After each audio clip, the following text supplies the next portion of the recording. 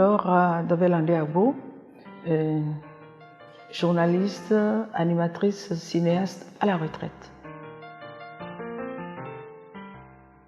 Disons que c'est quelque chose qui m'est tombé dessus parce que dans les années 78, on voulait démarrer la télévision béninoise à l'époque. On était encore Dahomey, je pense. C'est la télévision dahoméenne. Et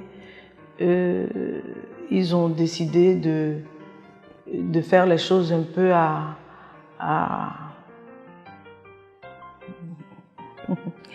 au minima. Et du coup, ils ont fait appel aux journalistes de la radio, dont je faisais partie, et on nous a tous ramenés à la télévision.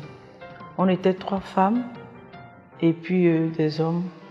Et là, on a appris sur le tas à faire la présentation, la production et tout, ce qui fait que nous faisions l'animation, la production, le journalisme, tout ça, je faisais tout cela.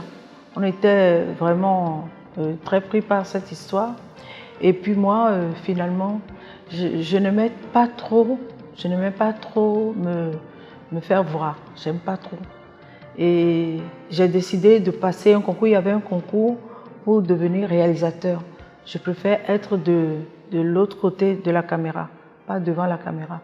Et j'ai passé le concours, j'ai réussi et je suis partie à l'INA pour une formation de 3 ans. Il n'y avait pas de femmes.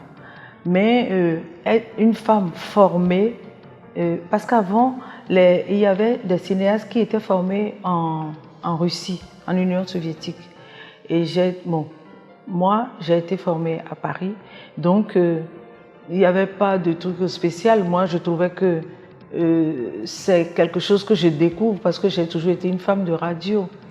Et là, quand j'ai fini mon stage et que je suis rentrée, ça a été vraiment la désolation parce que je n'ai pas pu travailler.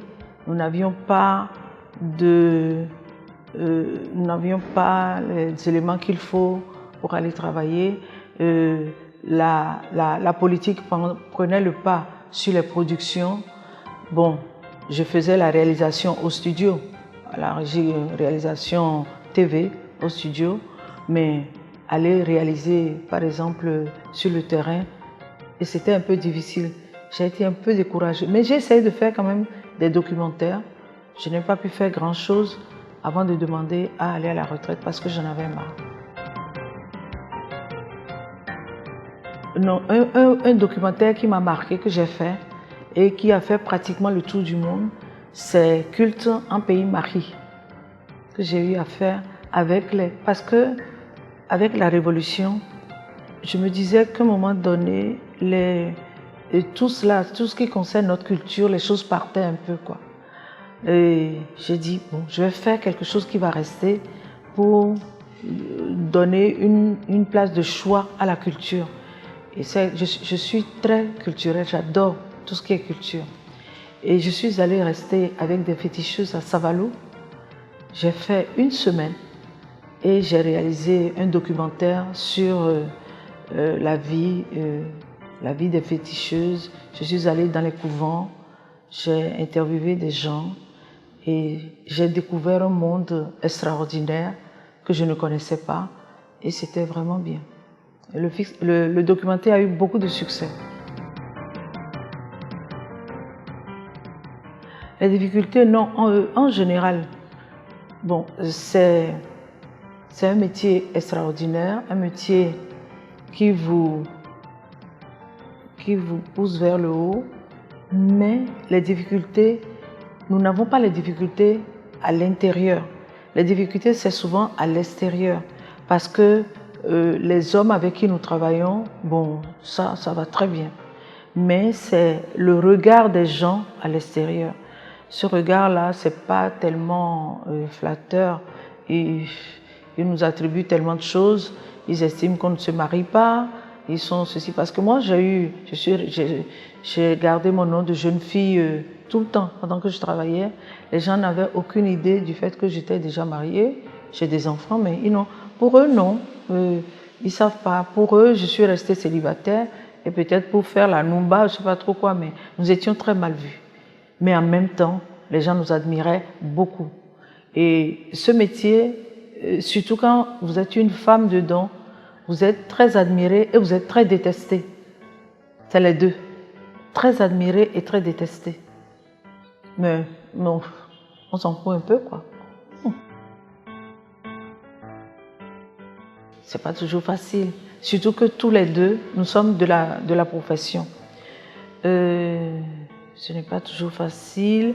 Il y a les enfants qui ne vous voient pas.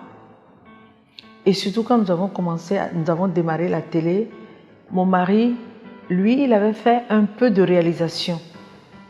Du coup, c'était lui le réalisateur.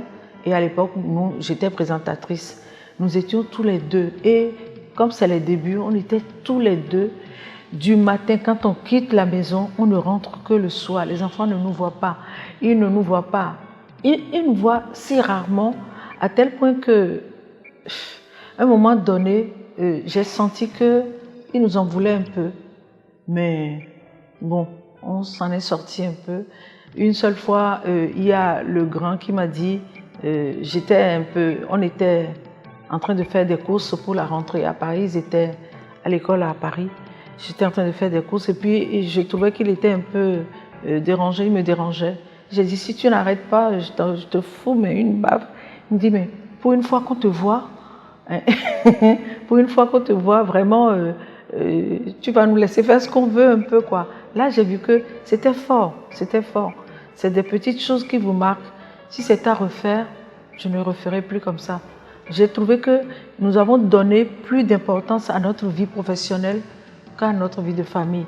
Dieu merci, les choses se sont très bien passées. Ils n'ont pas eu de problèmes terribles et tout, mais ça va, ça va.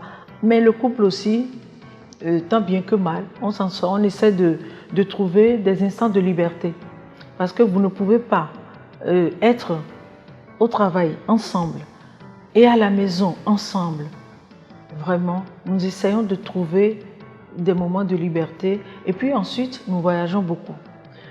Souvent on ne se voit pas tellement en dehors, quand on est au studio, oui, quand on travaille sur place, mais sinon les reportages, aller travailler à l'extérieur, nous ne nous voyons pas souvent. Mais on arrive à s'en sortir. Les meilleurs moments, c'est les moments de formation. Parce qu'on vous met en situation de travail et vous faites des choses que moi j'ai fait des choses pendant ma formation que je n'ai pas fait jusqu'aujourd'hui. C'est les meilleurs moments dans ce métier, c'est pendant les formations. C'est vraiment extraordinaire. Ne pas faire tellement attention aux gens. Si vous aimez ce métier, si vous êtes rentré dans ce métier parce que vous aimez et que vous arrivez, vous ne faites pas attention à ce que les gens racontent et tout ça là. Vous vous battez et vous arrivez de vous en sortir parce que c'est un métier tellement extraordinaire. C'est un si beau métier qui vous ouvre tellement de portes. Vraiment. Vous ne faites pas attention et puis vous foncez et vous allez vous en sortir.